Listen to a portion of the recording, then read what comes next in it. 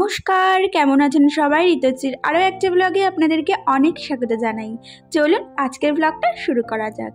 আজ হচ্ছে জামাই ষষ্ঠী, আর এই দিনটা কীভাবে কাটালাম সেটাই আপনাদের সাথে শেয়ার করছি। সকাল সকাল এখানে কিন্তু আমি আগেই মামার বাড়িতে চলে এসেছিলাম, সেটা আপনারা দেখেইছেন। আর তার জন্য ঘুম থেকে উঠেই কোনো মতে ফ্রেশ হয়ে না খেয়েই কিন্তু আগে রান্নার কাজে লেগে পড়েছি, কারণ বেশি লেটে তো খাওয়া যাবে না।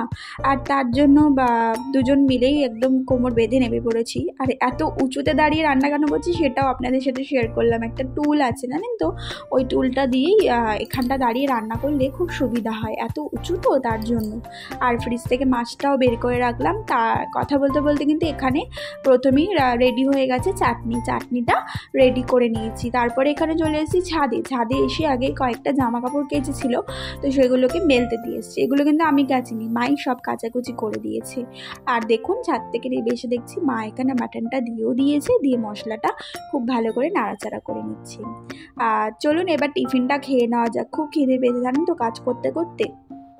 টিফিন খেয়ে নিয়ে এখানে আমি আর মা কিন্তু বেশ রান্নার তোড়জোড় করে নিচ্ছি। আর ওদিকে মায়ের কাজ করছে, আর এদিকে মা আমাকে বললো তুই একটা যে ভাজাগুলো করবো 5 রকম, সেগুলো তুই ভাজতে থাক। আর আমিও সেগুলো ভেজে নিচ্ছি। ওই পটল ভাজা, ভেন্ডি ভাজা, মাছ ভাজা, কাঁকরোল ভাজা, জানি না কতগুলো হলো, আপনারা গুনবেন কিন্তু। আর এখানে প্রেশার কুকারে কিন্তু এখানে মাটনটা দিয়ে দিয়েছি। আর ওদিকে আমি চিংড়ি মাছগুলোকে তুলে নিচ্ছি। রেডি হয়ে এখন বেরিয়ে পড়েছি একটুখানি যে ফল কিনবো আর মিষ্টি কিনবো, তার জন্য এখানে আমি আর হাজব্যান্ড এখানে একটুখানি বাজারের দিকে এলাম। কি নেবে?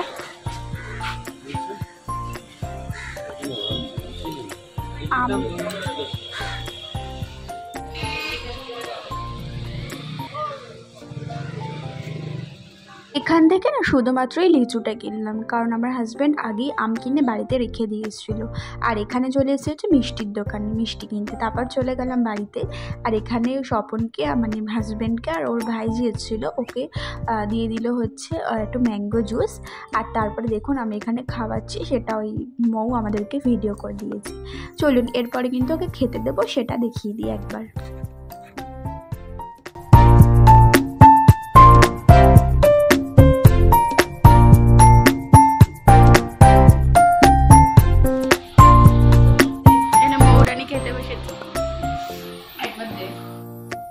হচ্ছে গিফটটা খোলার পালায়। এখানে দেখুন আমি আর স্বপন মাকে এখানে গিফট করেছি হচ্ছে, মার বাবা দুজনকেই গিফট করেছি। আর একটা জাগ গিফট করেছি, আর এটা হচ্ছে কাচের, বুঝলেন তো, আগারো কোম্পানি।